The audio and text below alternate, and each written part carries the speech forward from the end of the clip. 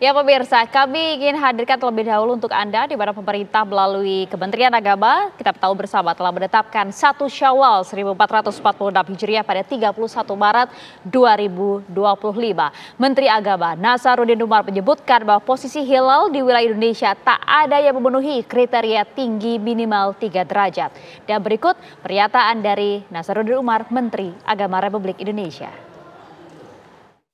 Berdasarkan hisab posisi hilal wilayah Indonesia yang tidak memenuhi kriteria MABIMS, serta tidak adanya laporan hilal terlihat, maka disepakati bahwa tanggal 1 Syawal tahun 1446 Hijriah jatuh pada hari Senin tanggal 31 Maret 2025 Masehi. Dengan demikian terjadi istikmal, jadi disempurnakan menjadi 30 hari puasa kita pada hari ini. Jadi malam ini untuk seluruh wilayah Indonesia masih kita tetap melakukan sholat tarawih. Demikian hasil sidang isbat yang baru saja kita laksanakan dan sepakati bersama. Tentunya kita berharap dengan hasil sidang isbat ini seluruh umat Islam di Indonesia dapat merayakan Idul Fitri dengan penuh sukacita. Alhamdulillah para pemirsa Bapak Ibu sekalian, satu keberuntungan untuk kita semuanya bangsa Indonesia tahun ini. Kita berawal pada pada 1 Ramadannya sama dan alhamdulillah kita pun juga lebarannya sama. Ya, Idul Fitri 1446 Hijriah akan jatuh pada Senin hari esok, pemirsa, tepatnya pada 31 Maret 2025. Ustadz, tentu kita tidak menginginkan ya yang namanya Idul Fitri ini hanya soal merayakan kemenangan saja, foya-foya begitu ya. Tapi tolong cerahkan kami Ustadz, makna Idul Fitri yang sesungguhnya itu apa Ustadz? Ya baik, jadi Idul Fitri kita kembali fitrah, kembali buka lagi di saat pagi hari dengan makan dan minum. Itu keberkahan hari raya orang-orang Islam. Ya, jadi di antara tujuan ibadah puasa bagi orang Islam adalah ya ayyuhalladzina amanu kutiba alaikumusiyam kama kutiba alal ladzina min qablikum la'allakum tattaqun, menjadi hambanya yang bertakwa. Jadi proses menggapai derajat takwa itu harus dilewati dengan kesungguhan. Nah, apakah Bapak Ibu semua yang ada di mana saja berada, ada perubahan nggak dalam diri kita? Kalau semakin baik, tandanya amal ibadahnya selama Ramadan ini diterima oleh Allah Subhanahu Wa Taala. Tapi kalau semakin buruk, ini jangan-jangan nggak diterima. Khawatir nih kita. Justru hasil 30 hari ini Allah menggembleng kita, mendidik kita siang dan malam dengan puasa, dengan ibadah malam. Ada perubahan nggak dalam diri kita? Kalau semakin nggak baik, ya berarti nggak ada efeknya, nggak ada hasilnya. Justru untuk 11 bulan yang akan datang, puasa kita, ibadah kita pada bulan Ramadan ini. Tidak hanya 1 bulan ini saja gitu. Nah, ini justru hanya pendidikannya saja. Hasilnya untuk 11 bulan yang akan datang. Makanya kita lanjutkan lagi nanti dengan puasa sunnah di bulan Syawal 6 hari. Kalau kita melakukannya pahalanya 1 tahun penuh. Nah, maksudnya adalah 1 tahun penuh setiap tahun, berarti sepanjang hidup kita, sepanjang tahun kita menjadi hambanya yang bertakwa. Jangan menjadi kun rabbanian wala takun ramadhanian. Jadi hamba Allah yang rabbani, bukan ramadhani, yang tunduk patuh taat kepada Allah hanya di bulan Ramadan saja. Justru hasilnya untuk 11 bulan yang akan datang, kita semakin bertakwa nggak, semakin baik nggak, kepekaan sosial kita bagaimana? Ini kan udah diajarkan di bulan Ramadan ini. Itu dia ya. Nanti kita coba ingin gali juga bagaimana kemudian kita bisa memaksimalkan ibadah kita tidak hanya di 1 bulan ini, tapi juga memupuk ibadah kita dengan derajat takwa yang luar biasa selama 11 bulan ke depan, Ustaz. Betul. Tapi ditahan dulu, Ustaz. Kita coba pantau dulu bagaimana kemudian jalannya arus mudik di sejumlah titik. Lagi-lagi sudah ada rekan kami yang selalu siap mengabarkan untuk Anda. Ada rekan-rekan kami yang berada di Cilenyi, ada Yulinda Tridewi, dan juga kemudian rekan kami yang berada di Pelabuhan Merak, Banten. Ada Sekar Wanda di sana. Sekar, bagaimana kemudian jalannya arus mudik di Pelabuhan Merak? Apakah masih padat saja pemudik yang mau menyeberang dari Pelabuhan Merak? Baik, selamat malam Maria Segaf dan juga pemirsa. Pantauan arus mudik di wilayah Pelabuhan Merak pada malam hari ini tentu berbeda dengan arus mudik beberapa tahun sebelumnya, karena terlihat di belakang saya arus mudik ini tidak terlihat adanya kepadatan arus lalu lintas dan bahkan terlihat lengang. Kemudian ini menjadi pertanyaan, mengapa bisa mendekati H-2 Lebaran kemudian di Pelabuhan Merak ini mengalami lengang, bahkan para pengendara pengendara ini bisa dapat langsung masuk ke dermaga dengan mudah dan juga tepat. Kita akan tanyakan langsung kepada Direktur Utama ASDP dan juga dengan Kapolda Banten Irjen Pol Suyudi Aryo Seto mengenai sebenarnya antisipasi apa saja yang sudah dilakukan hingga malam hari ini dapat lancar dan juga aman arus lalu lintas. Selamat malam, Pak. Selamat malam. Pak, ini kan lengang sekali nih. Sebenarnya antisipasi apa saja yang sudah dilakukan dari pihak ASDP?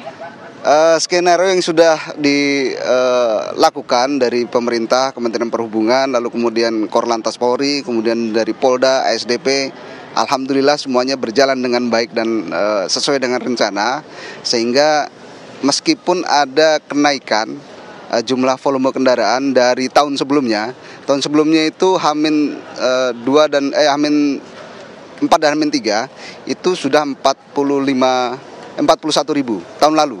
Tapi tahun ini itu sudah mencapai 45.000. Meskipun ada kenaikan yang signifikan, tetapi masih bisa kita urai karena memang skenario yang kemudian sudah kita rencanakan bisa kita jalankan dengan baik. Baik, kalau itu kan dari pihak ASDP. Kemudian saya ingin menanyakan dari pihak kepolisian arus lalu lintas sendiri seperti apa skema yang dilakukan, Pak? Silakan. Ya, sejauh ini kita melaksanakan kegiatan sesuai dengan situasi arus lalin. Ya, sejauh ini memang kita melihat kondisi masih cukup normal, sehingga kita tidak melakukan kegiatan rekayasa yang terlalu berlebihan. Artinya kita masih menggunakan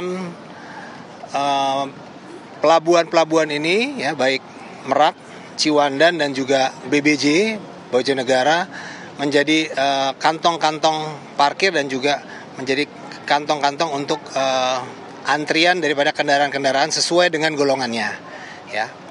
Nah, kita bersyukur memang di mudik tahun 2025 ini itu sudah mulai terbagi, ya, itu sejak H-10, ya, sehingga sampai dengan H-2 ini bisa dikatakan arus kendaraan itu tidak terlalu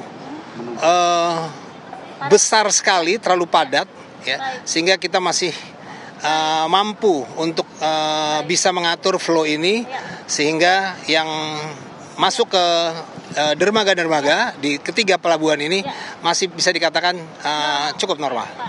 Terima kasih, itulah tadi pemirsa keterangan dari pihak Kapolda Banten dan juga dari pihak ASDP mengenai skema yang sudah dilakukan hingga malam hari ini. Akhirnya pelabuhan Merak dapat kembali normal dan juga lancar. Maria. Terima kasih Sekarwan dan laporan lengkap Anda. Langsung kami bergeser ke Cileunyi, sudah rekan kami Yulinda Tridewi di sana. Bagaimana di sana, Yulinda? Ya, Maria, selamat malam. Memang saat ini di Terminal Bayangan juga sudah banyak sekali pemudik yang akan melakukan mudiknya. Salah satunya ini sudah bersama saya di sini dengan Kak Risna, ya. Iya, Kak. Kak, mau mudik kemana ini? Mau mudik ke Garut.